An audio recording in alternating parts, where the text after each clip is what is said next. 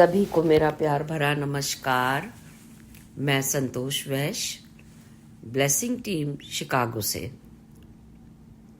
खुर्शीद भावनगरी जी द्वारा लिखी the laws of spirit world book के हिंदी ट्रांसलेशन जीवात्मा जगत के नियम का प्रस्तुत है ऑडियो नंबर 18। पिछले अध्याय में हमने जाना उच्च भली आत्मा ने फिलिप की मदद करने का फैसला किया, उसे सूरदास के चुंगल से निकालने का रास्ता बताया।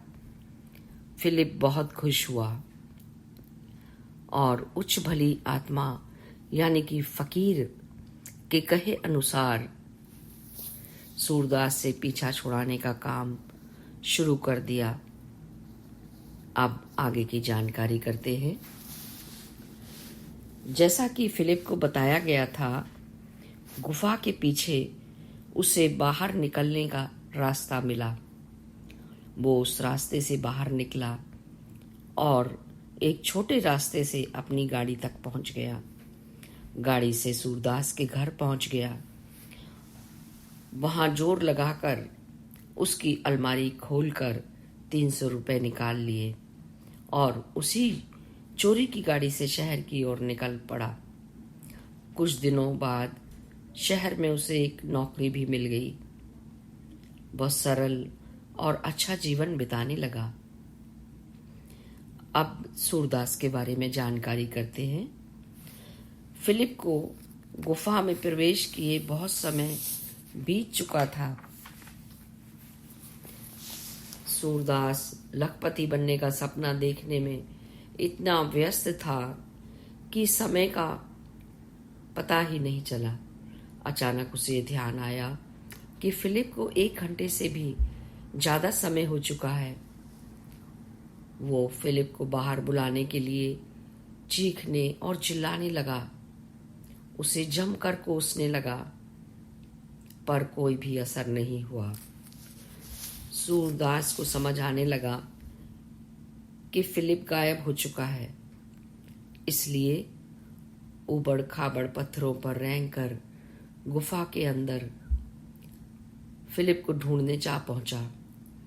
कुछ और अंदर गया। गुस्से से आग बबूला हो रहा था।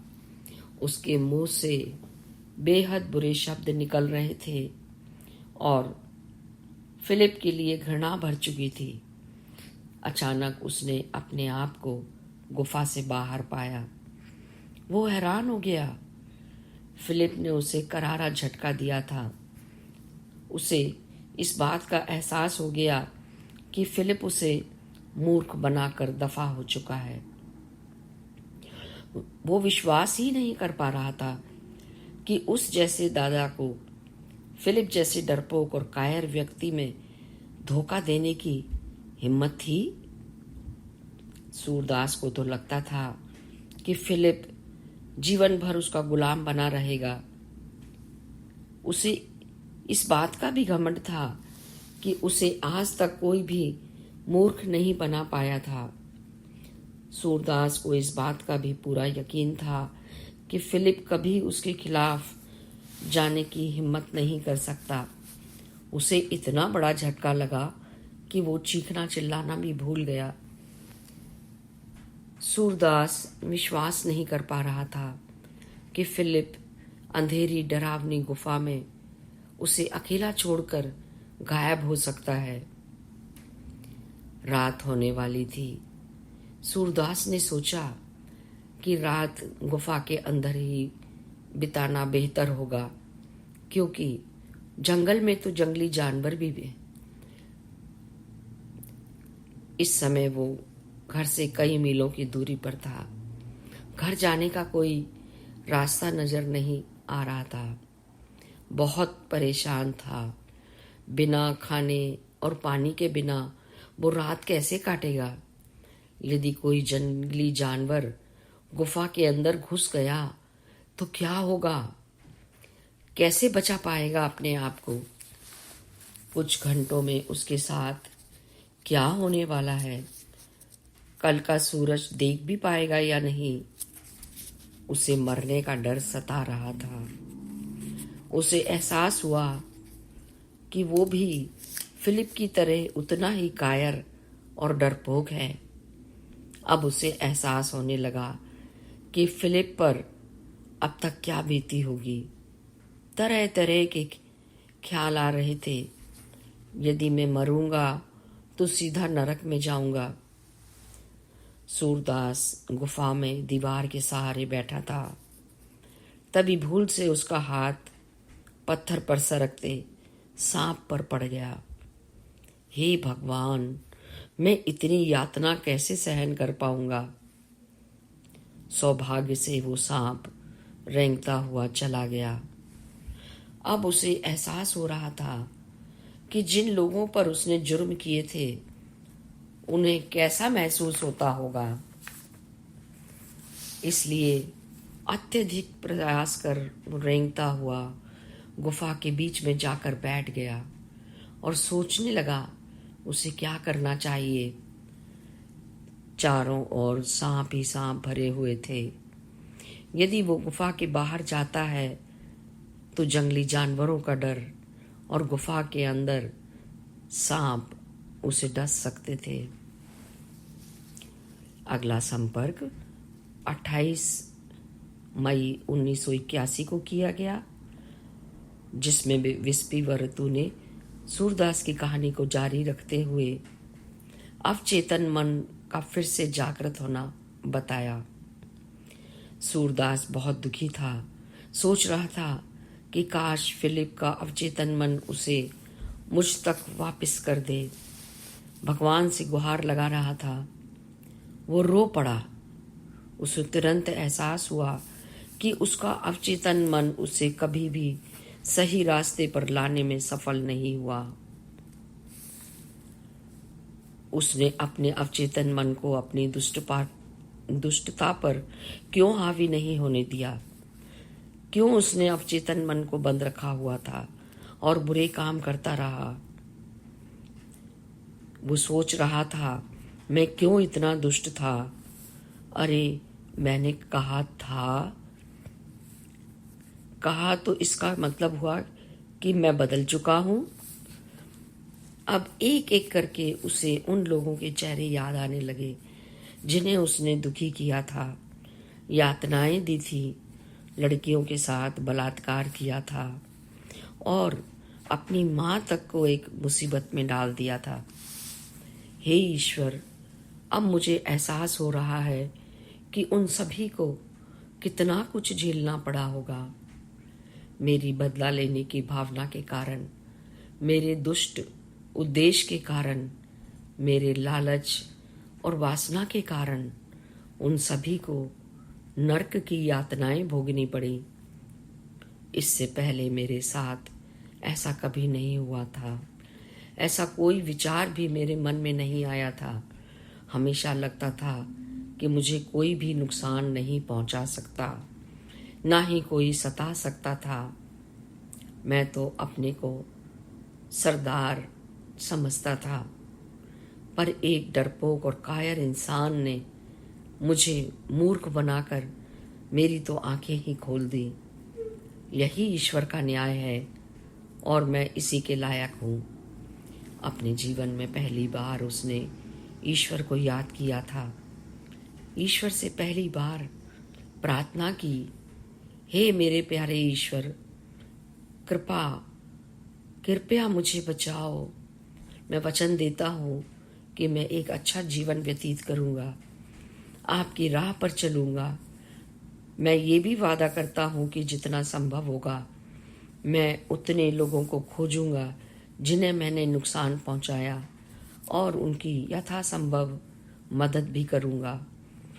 जो उनका सामान मेरे पास है उन्हें वापस करके उन्हें खुश करने का भरकस प्रयास करूँगा। वो अच्छी तरह से समझ रहा था इतने दुष्ट कर्म करने के बाद वो ईश्वर से बहुत कुछ मांग रहा था, किंतु उसने कहा, हे ईश्वर, कृपा कर मुझे एक मौका दे दीजिए, सिर्फ एक मौका, ताकि मैं नरक में जाने से बच जाऊं और यहाँ भी जंगली जानवरों एवं सांपों से बचकर नरक झेलने से बच सकूं। हे ईश्वर, मैं पहली बार आपसे प्रार्थना कर रहा हूँ। मुझे पहली बार एहसास हुआ है ये मेरी दुष्टता से अच्छाइयों की ओर जाने का पक्का फैसला है। कृपा कर मेरी मदद करें। हे ईश्वर, मुझे बचा लीजिए, मेरी मदद करिए और सही रास्ता बताएं। मुझे आशीर्वाद दें और अच्छा जीवन जीने में मेरी मदद करें। कृपा कर इस बार बचा लीजिए। इसके बाद मैं कभी दुष्ट और बुरी राह पर नहीं चलूँगा।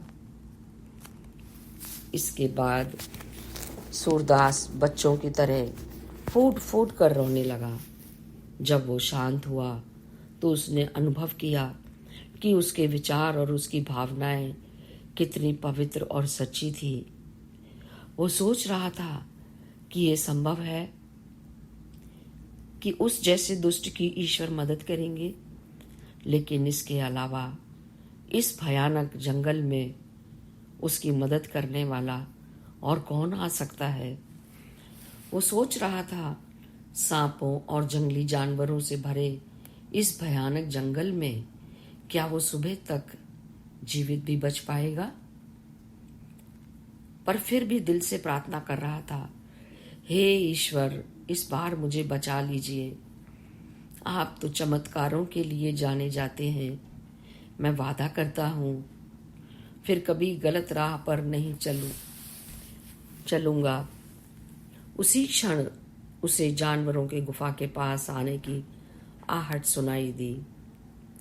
अब उसे अपना अंत नजर आने लगा। शरीर में घावों और खरोंचों के बावजूद बड़ी मशक्कत से रेंग कर वो गुफा के और अंदर एक गहरे कोने में खिसक गया। उसे यकीन था कि वहां बहुत सारे सांप थे, पर उसने जंगली जानवरों के बदले सांपों के काटने से मरना ज्यादा उचित समझा। जब उस अंधेरे कोने में बचने की कोशिश कर रहा था, उसी समय एक सांप उसकी छाती के ऊपर से होकर चला गया। हे प्रभु, मुझे बचा लो, अब मैं कभी गलत काम नहीं करूंगा। ये आवाज उसकी दिल की गहराई से निकली थी। अब उसे याद आने लगा कि किस प्रकार उसके शिकार बने लोग उससे विनती किया करते थे, पर वो इतना जालिम था कि उन पर हंसता था, उन्हें और अधिक प्रताड़ित करता था। उस समय उनके प्रति उसने कोई दया नहीं दिखाई, तो अब उसके प्रति ईश्वर क्यों दया दिखाएंगे। वो लगातार रो रहा था। उसे भरोसा हो चुका था उसके बचने की कोई भी उम्मीद नजर नहीं आ रही थी। मैं अब कभी सवेरा नहीं देख पाऊंगा। हे ईश्वर, मुझे खत्म कर दो। मुझे पता है कि मैं नरक में ही जाऊंगा, पर मुझे इन जंगली जानवरों के हाथों और सांपों के काटने से बचा लो। हे प्रभु, अब मेरा जीवन समाप्त कर दो। यही मैं अपनी वाणी को विराम देती हूँ। आप सबका पेशेंस के साथ सुनने के लिए बहुत बहुत धन्यवाद। शेष अगले ऑडियो में जानेंगे। Thank you, thank you, thank you.